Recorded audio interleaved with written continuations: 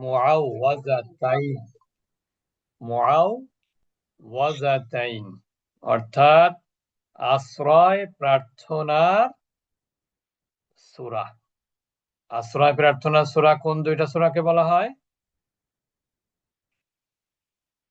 সূরা নাস এন্ড ফালাক। সূরা নাস এবং ফালাকে বলা হয় আশ্রয় প্রার্থনা সূরা। এটার প্রেক্ষাপটও আমরা আগে বলেছি যে আল্লাহ রসুলকে যখন জাদু করা হয়েছিল তা আল্লাহ সুবহানাহু ওয়া তাআলা এই দুটো সূরা নাজিল করে তার যে জাদুর প্রভাব তার শরীরে হয়েছিল, প্রভাব যে বিস্তার করেছিল, সেটা থেকে আল্লাহ তাআলা তাকে নিষ্কৃতি দান করেন এই সূরা ফালাক এবং নাসের ওসিলায়। এই জন্য এই সূরা দুইটা আমরা নিজেদের পরিবারের মধ্যে কোনো সমস্যা, বাচ্চারা ভয় ভীতি পেলে, রাতে ঘুমের মধ্যে চিৎকার করলে, এই সমস্ত জ্বর সর্দি কাশি, এগুলো আমরা ঔষধ তো খাওয়াবই, মেডিকেশন সুন্নাত, মেডিকেশন বাদ দিয়ে এগুলো না। মেডিকেশনের পাশাপাশি মাইন্ড স্যাটিসফ্যাকশনের জন্য এই ট্রিটমেন্টগুলো চালানো যেতে পারে। আজকে আমরা সেই দুটি সূরার মধ্যে সূরা নাসটা আমরা ইনশাআল্লাহ তেলাওয়াত করব। সূরা ফালাক এবং নাস মিলে কিন্তু টোটাল 11টা আয়াত।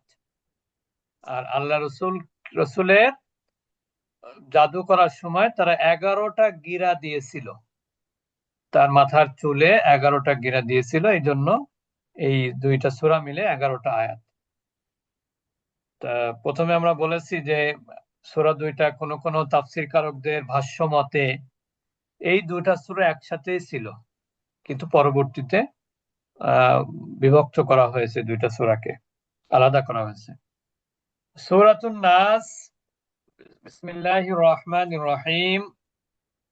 قل أعوذ برب الناس ملك الناس إله الناس من شر الوسواس الخناس الذي يوسوس في صدور الناس من الجنة والناس।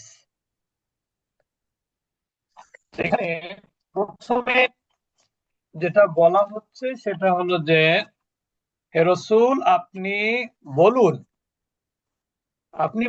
আল্লাহ তাআলা শিখিয়ে দিচ্ছেন, আপনি বলুন আউযু, আমি আশ্রয় চাচ্ছি, আমি আশ্রয় চাচ্ছি।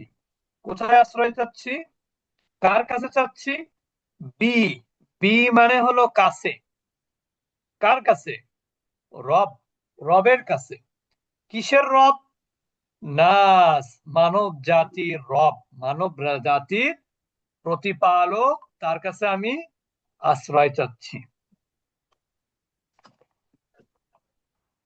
মালিকিন নাস, মালিক শব্দের অর্থ হলো অধিপতি, শাহেনশাহ, বাদশাহ, রাজাধিরাজ। এই এখানে কিন্তু দেখেন তিনটা গুণের কথা বলা হয়েছে। প্রথমে বলা হলো কি? রব্বিন নাস, মানুষের রব, মানুষের প্রতিপালক। তারপরে কি বলা হলো? মালিকিন নাস, মানুষের শাহেনশাহ, বাদশাহ। ইলাহিন নাস, মানুষের উপাস্য। এই তিনটা গুণ বর্ণনা করার পর এরপরে বলা হচ্ছে মিন শাররিল ওয়াসওয়াসিল খান্নাস। তার মানে কুল আউযু বিরাব্বিন নাস, অর্থাৎ আমি আশ্রয় চাচ্ছি কার কাছে? মানুষের রবের কাছে। তারপরে কি? মানুষের অধিপতির কাছে, মানুষের উপাস্যের কাছে। এখন প্রশ্ন হলো কি থেকে? মিন, মিন মানে হলো থেকে।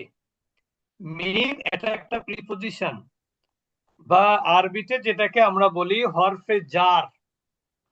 হরফে জার কাকে বলে? যে সমস্ত হরফ, হরফ মানে কিন্তু এখানে বর্ণ না, হরফ মানে কিন্তু এখানে হলো অব্যয়। হরফের অর্থ কি এখানে? অব্যয়। আমরা যেন মনে না করি যে হরফ মানে হচ্ছে বর্ণ।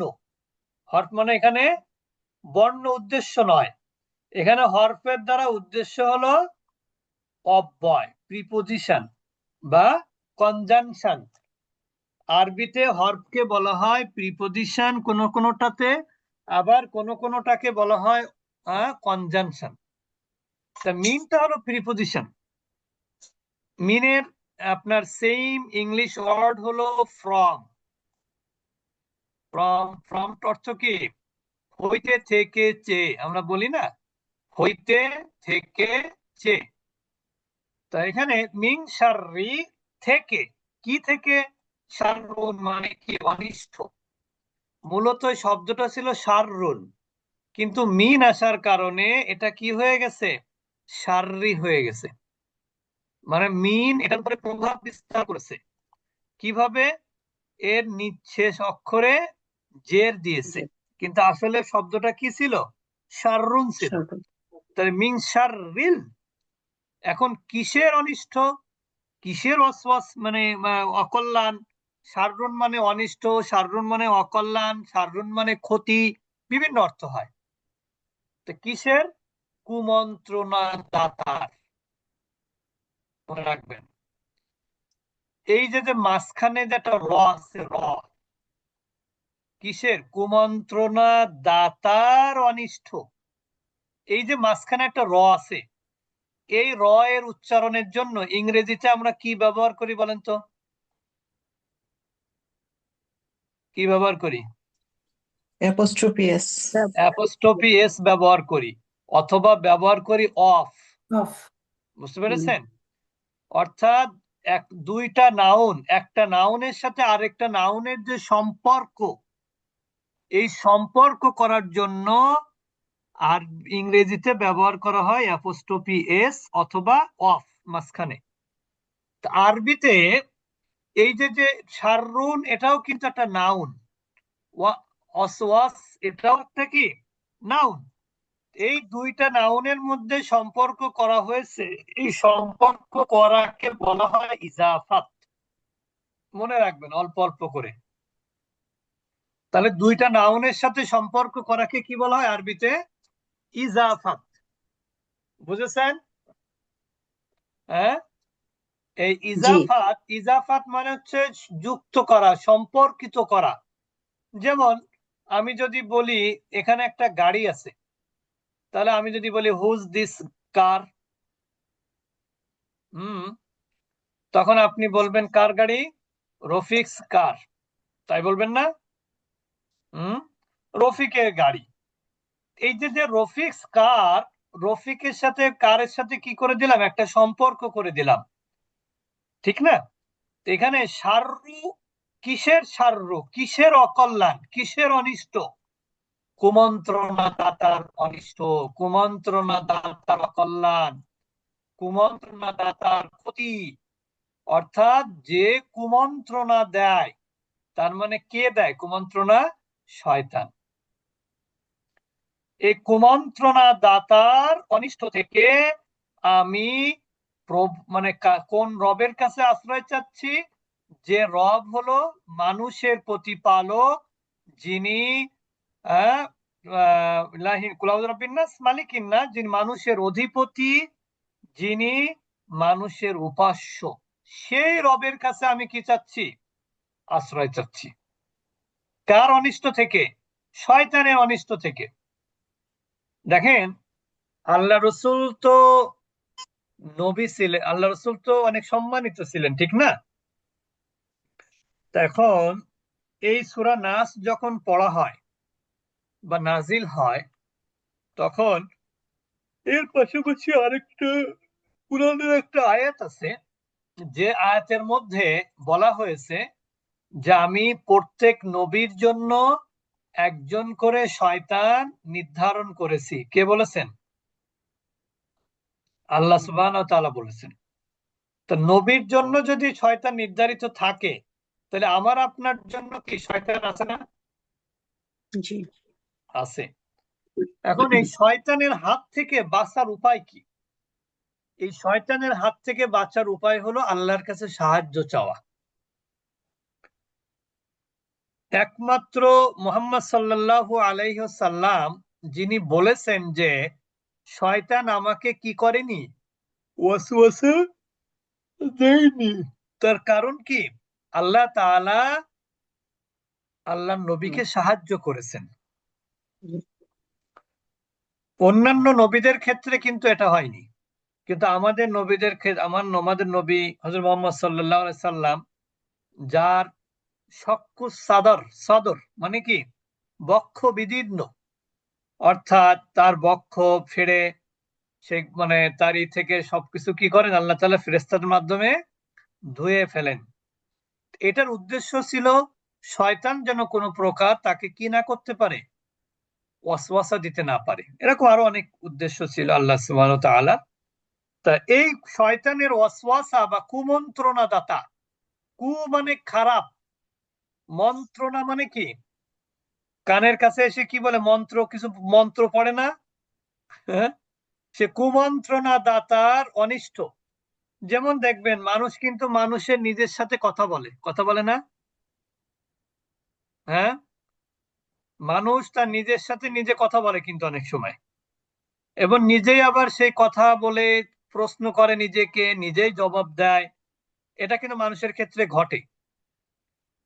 ঠিক একইভাবে শয়তানও কিন্তু মানুষকে এইভাবে কি করে, মানুষকে এভাবে ওয়াসওয়াসা দেয়।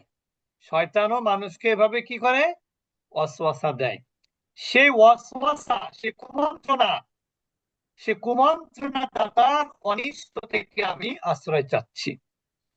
সে কি করে, খন্নাস। এই খন্নাস শব্দের অর্থ হলো কুমন্ত্রণা দিয়ে সরে পড়া। যে কুমন্ত্রণা দিয়ে কি করে, সরে পড়ে। শয়তান কিন্তু এক জায়গায় থাকে না। এবং আপনারা হয়তোবা হাদিসে পড়েছেন, শয়তান আপনার বুকের উপরে হাঁটু গেড়ে বসে। শয়তান কি করে, মানুষের বুকের উপরে হাঁটু গেড়ে বসে।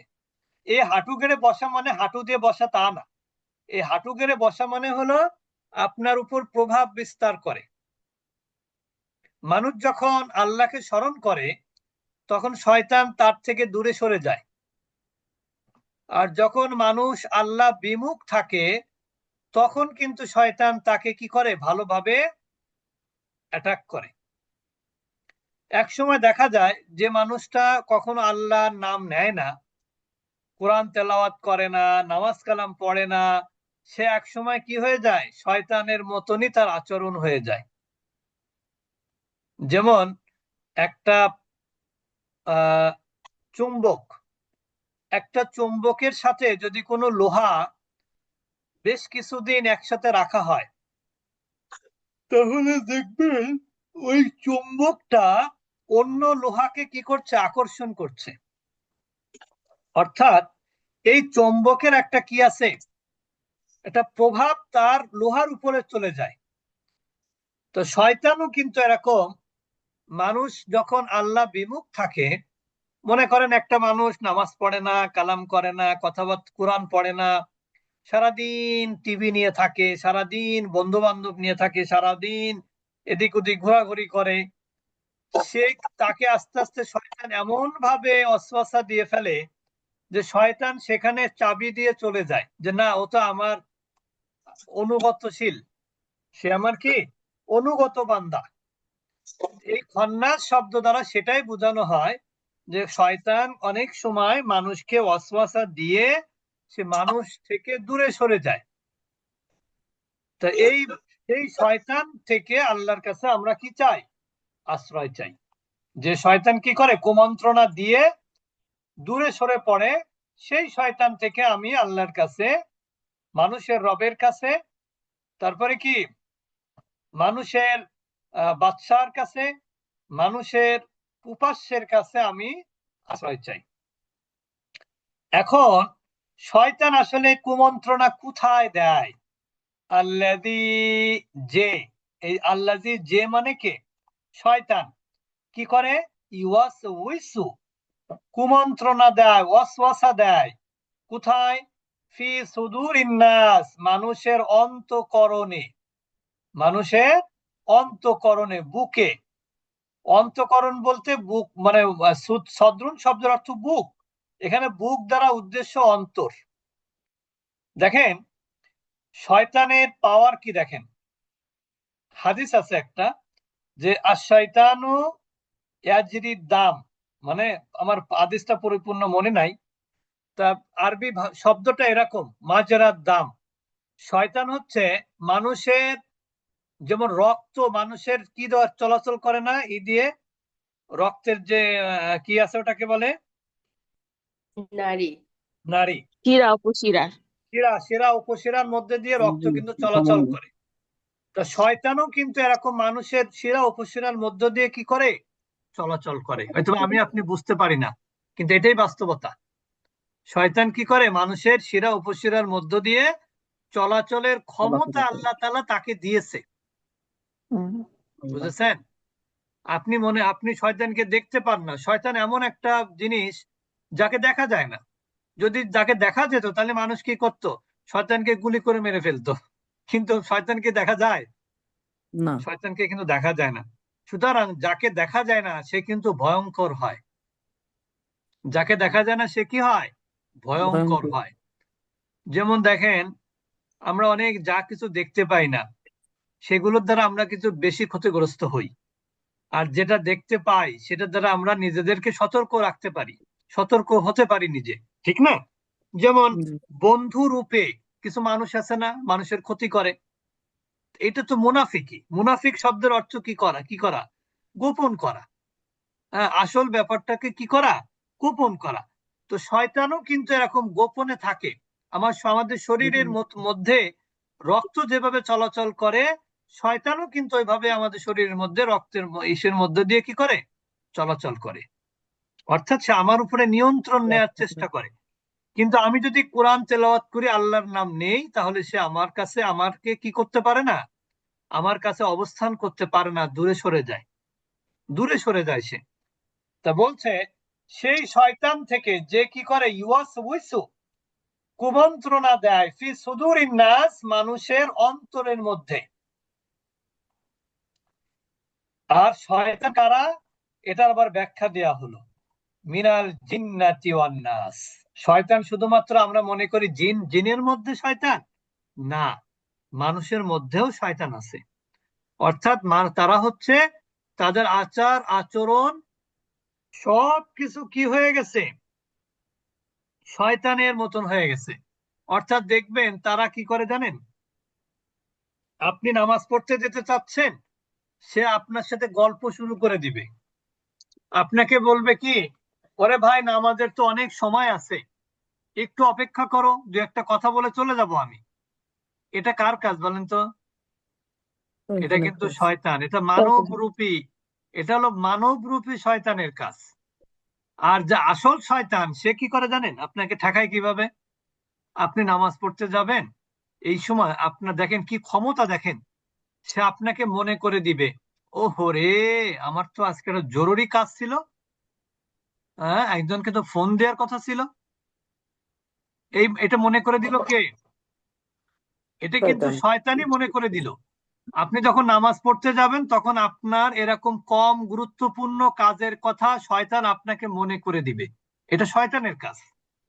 আর যখন শয়তান এখানে ব্যর্থ হবে, যে না মনে করে দেওয়ার পরেও আপনি কি হলেন, মসজিদে যাওয়ার জন্য বের হলেন, তখন শয়তান আবার কাকে সেট করবে আপনার পেছনে, মানব রূপী শয়তান।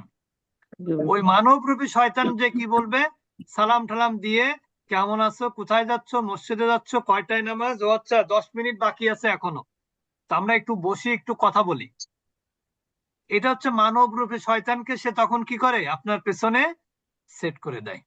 এই জন্য এখানে বলা হচ্ছে যে মিনাল জিন্নাতি ওয়ান নাস, অর্থাৎ জিনের মধ্য থেকেও যারা ওয়াসওয়াসা দেয়, অথবা মানুষের মধ্য থেকেও যারা ওয়াসওয়াসা দেয়, তাদের এই ওয়াসওয়াসা কুমন্ত্রণার অনিষ্ট থেকে আমি মানুষের রব বা প্রতিপালক, তারপরে কি মানুষের অধিপতি এবং মানুষের কি উপাস্যের কাছে আশ্রয় প্রার্থনা করছি।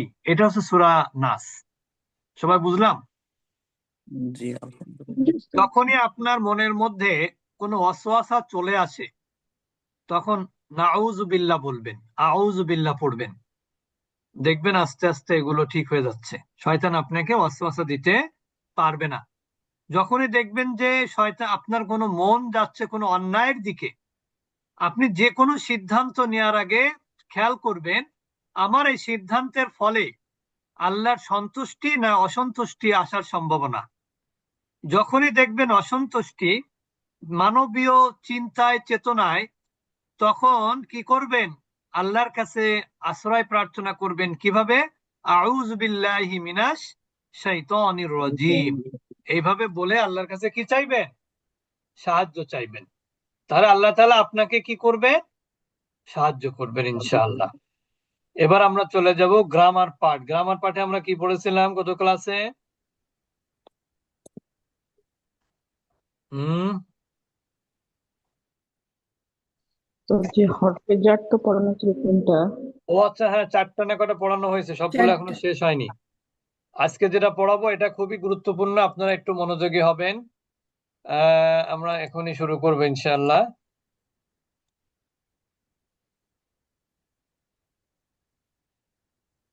দেখতে পাচ্ছেন? তাহলে আমরা গত ক্লাসে পড়েছিলাম হচ্ছে লাহু, তার জন্য, মিনহু, তার থেকে, পড়েছিলাম না? হ্যাঁ, তারপরে পড়েছিলাম আনহু, তার সম্পর্কে বা তার ব্যাপারে।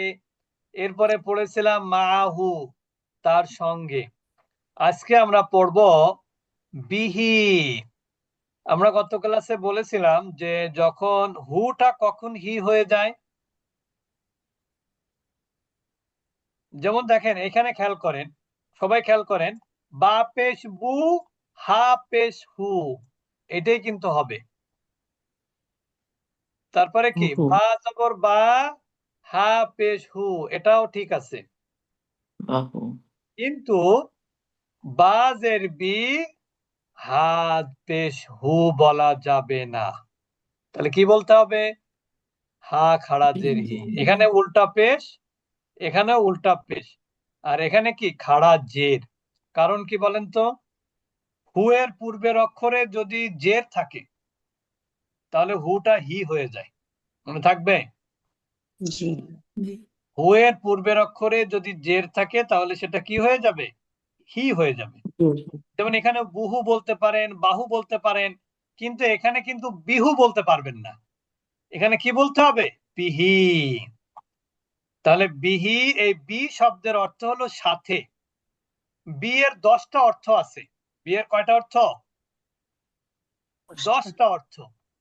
তার মধ্যে একটা হচ্ছে বি মানে সাথে, বি মানে কাছে, বি মানে দ্বারা দেয়া কর্তৃক, বি মানে উপরে, অনেক অর্থ হয়। যেমন বি মানে সাথে, এটার একটা উদাহরণ দেন তো কোরআন থেকে। বিসমিল্লাহির হ্যাঁ, মাশাআল্লাহ, বিসমিল্লাহি। এখানে বি মানে সাথে অর্থ হয়েছে। আর কাছে, আরবি কাছের উদাহরণ দেন তো।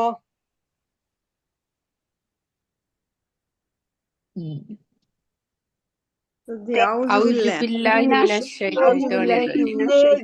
আমি আশ্রয় চাচ্ছি কার কাছে? আল্লাহর কাছে। আল্লাহর কাছে। আর দ্বারা দিয়ে কর্তৃক হলো বিল কলামি, কলম দিয়ে। বিল কলম মানে কি? কলম দিয়ে বা কলম দ্বারা। বুঝেছেন? তাহলে বিহি তার সাথে, বিহিমা তাদের দুজনার সাথে, বিহিম তাদের সকলের সাথে। পুরুষ। স্ত্রী হলো বিহা, তার সাথে, মানে মহিলা। বিহিমা তাদের দুজনের সাথে, এটাও মহিলা। বিহিন্না এটাও তাদের সকলের সাথে, এটাও কি? মহিলা। এরপর এই থার্ড পার্সনের ক্ষেত্রে কিন্তু এই নিয়ম, কিন্তু সেকেন্ড পার্সনের ক্ষেত্রে কিন্তু বিটা কিন্তু জের দিবে না। এটা কি হবে? বিকা, মানে কি? তোমার সাথে। বিকুমা তোমাদের দুজনার সাথে, বিকু তোমাদের সবার সাথে। এরপরে বিকি মানে কি? তোমার সাথে, মানে কি? তোমার মানে ফ্যামিলিন। বিকুমা তোমাদের দুজনের সাথে, বিকুন্না তোমাদের সকলের সাথে। আর বি, বি মানে হচ্ছে কি আমার সাথে, বিনা আমাদের সাথে। মনে থাকবে? তাহলে বি একইভাবে ওই যে আমরা হু হুমা হুম, হা হুমা হুন্না, কা কুমা কুম, কি কুমা কুন্না, ই না, এর আগে শুধু বি যুক্ত করলেই হবে। বিহি বিহিমা বিহিম, বিহা বিহিমা বিহিন্না, বিকা বিকুমা বিকুম, বিকি বিকুমা বিকুন্না, বি বিনা। তাহলে বি অর্থ কিন্তু সাথে। এরপরে ফি, ফি মানে কিন্তু মধ্যে। ফি মানে কি মধ্যে, যেমন আমরা ইংরেজিতে বলি না ইন ইট, ইন ইট মানে কি ইহার মধ্যে, বুঝেছেন? এখানে ফিহি তার মধ্যে, ফিহিমা তাদের দুজনার মধ্যে, ফিহিম তাদের সকলের মধ্যে, এগুলো পুরুষ। ফিহা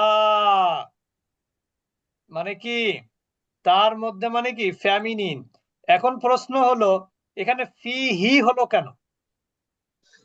এখানে এটা নিয়ম হচ্ছে হু এর পূর্বের অক্ষরে যদি ইয়া সাকিন হয়, মনে রাখবেন, হু এর পূর্বের অক্ষরে যদি কি হয় ইয়া সাকিন হয়, তাহলে সেটা হি হয়ে যায়, হুটা হি হয়ে যায়। তাহলে এখানে কি হবে ফিহি, ফিহিমা, হিমা কিন্তু এখানে হুমা না, ফিহিম, ফিহা, ফিহিমা, ফিহিন্না, এই তিনটা হলো থার্ড পারসন। এবার সেকেন্ড পারসন, ফিকা তোমার মধ্যে, ফিকুমা তোমাদের মধ্যে, তোমাদের দুজনার মধ্যে, ফিকুম মানে তোমাদের সকলের মধ্যে, পুরুষ। ফি কি তোমার মধ্যে মহিলা, ফি কুমা তোমাদের দুজনার মধ্যে, ফি কুন্না তোমাদের সকলের মধ্যে, ফিয়া আমার মধ্যে, ফি না আমাদের মধ্যে। শুধু মনে রাখবেন ফি এর অর্থ, বাকি তো আপনারা পারবেন ইনশাআল্লাহ। এরপরে আমাদের আছে হলো আরো দুইটা, এই দুইটা আজকে আর পড়লাম না, একটু শুধু নিয়মটা বলে দিচ্ছি। সেটা হলো এখানেও কিন্তু দেখেন ইলাইহি হয়েছে, কারণ কি ইয়ার জন্য, ইয়া সাকিনের জন্য। ইয়া সাকিন, ইয়া সাকিন, এই জন্য এখানে ইলাইহি হয়েছে। একইভাবে এখানে দেখেন কই আলা কোথায় গেল, এই যে আলাইহি, এই আলা মানে কিন্তু উপরে, এখানেও কিন্তু দেখেন হি হয়েছে, কারণ হলো কি ইয়া সাকিন। তার মানে আলা মানে উপরে, আলাইহি মানে তার উপরে, ইলা মানে দিকে, তাহলে ইলাইহি মানে কি তার দিকে। বুঝেছেন এবার? তো ইনশাল্লাহ আগামীকাল এই দুইটা পড়া হবে, আজকে আমি শুধুমাত্র দুইটা দিলাম, একটা হলো বিহি আর একটা হলো ফিহি। তা আপনারা একটু প্র্যাকটিস করতে পারলে ভালো। আমরা ইনশাল্লাহ আরো বিস্তারিত বলবো আগামী ক্লাসে, আল্লাহ যদি তৌফিক দান করেন। তা আমাদের ক্লাস এখানে আমরা শেষ করব। আর আমাদের ক্লাস টাইম একটু চেঞ্জ হয়েছে, হয়তোবা